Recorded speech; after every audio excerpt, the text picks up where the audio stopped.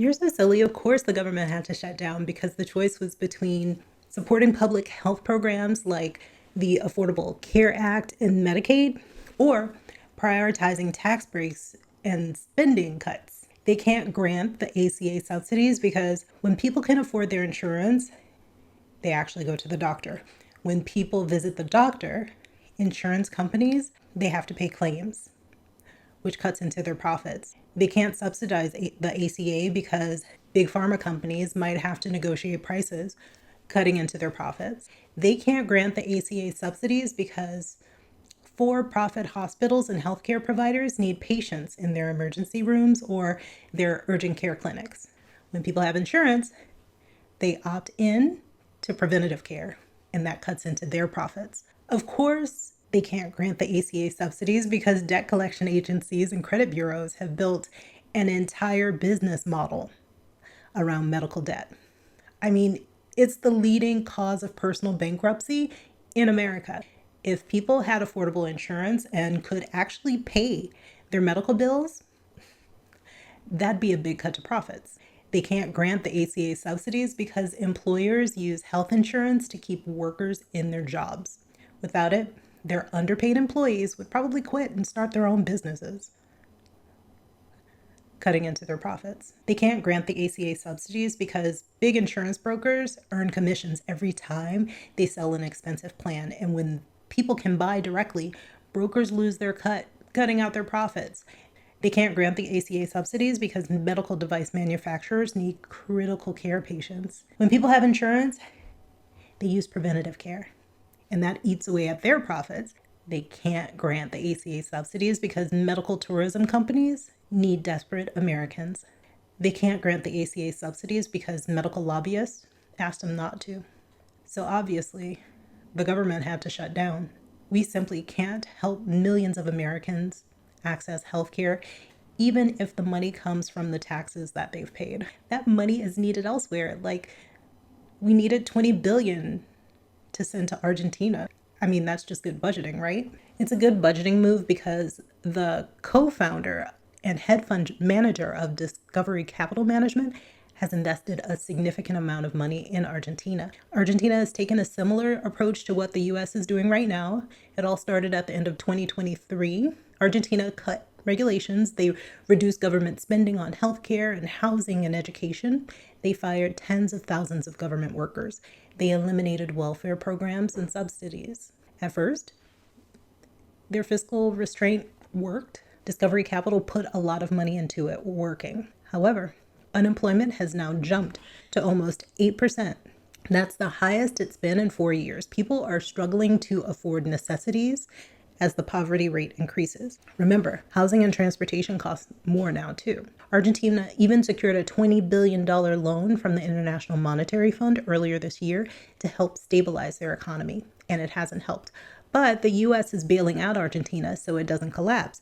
Rather, they're bailing out Discovery Capital Management. The thing is that the $20 billion loan Argentina received in April came with some conditions. The changes they have to make are in order to make their economy more globally competitive. Argentina is one of the world's top exporters of grain, especially soybeans, corn, and wheat. The government there used to tax these imports, which made them much more expensive abroad. But because of this loan, they had to cut these export tariffs, and that made their grain much cheaper and more competitive. So you thought the US farmers couldn't sell their grains before. They'd rather warehouse their grains than sell them for less locally or collaborate to create a new industry that doesn't involve big businesses. Could you imagine them working together as a cooperative?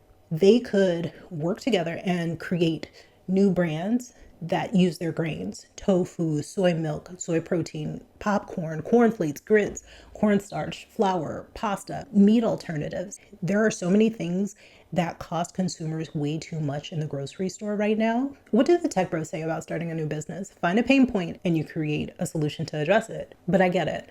People can be too individualistic and would only be out for themselves. I mean, that's not me saying that. That's what people say in my video comments. I guess that's how we got here. We can't work together to eliminate these giants siphoning our money straight from our wallets because someone else might not do it. So instead, we let the government take our tax money and invest it in countries that have public health systems that we don't have. Also, a hedge fund doesn't go belly up.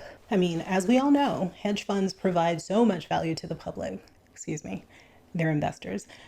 Let's ensure that billionaires don't lose a cent, even if it means limiting access to healthcare for people, the people who actually make the products and provide the services that produce the capital this hedge fund gambles with.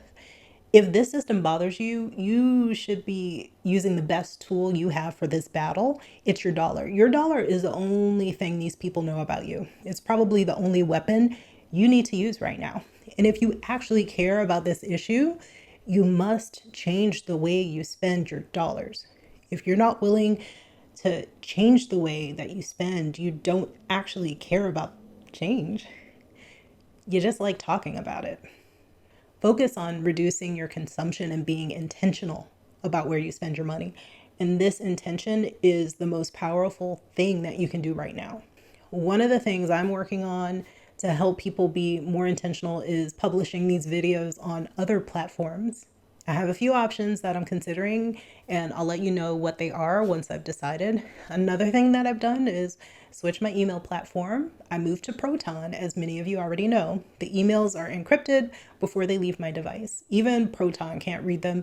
It includes features like self-destructing messages, email aliases, tracker blocking. The biggest thing for me is that Proton is funded by its users and not advertisers. So my data stays mine. You can sign up for Proton if you want. The link is always in my description. If you use this link right now, you get 40% off of the annual subscription of Mail Plus. They have different levels. If you've already started being more intentional with your spending too, I want you to share your experiences in the comments. What are some companies that you've stopped buying from? How have you replaced them? Have you replaced them? Personally, I finally got off of iCloud completely. It was tough, but getting off of iCloud hasn't been as uncomfortable as I thought it would be. And I've taken a portion of that $9.99 subscription and put it towards my Meal Plus with Proton. Recently, I was contacted by a gentleman named Jonathan. He's from Massachusetts. He's moving abroad with his family, and he's going to be documenting and sharing his experience of the move.